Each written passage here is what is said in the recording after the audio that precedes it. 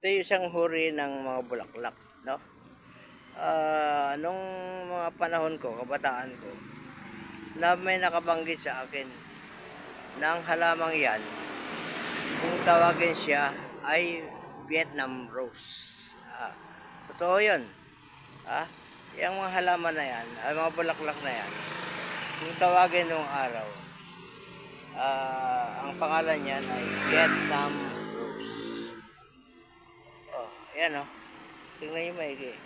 Puti siya, pero may mga iba't pang kulay yan na mga bulaklak na yan. May pink, gano'n, o something.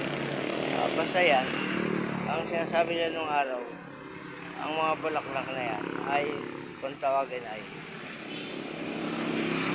Vietnam Rose. Sa bagay, hindi pa rin ako sigurado kung ito nga yun. Pero gayon pa man, alam ko ito yun eh. Okay? Kayang bahala.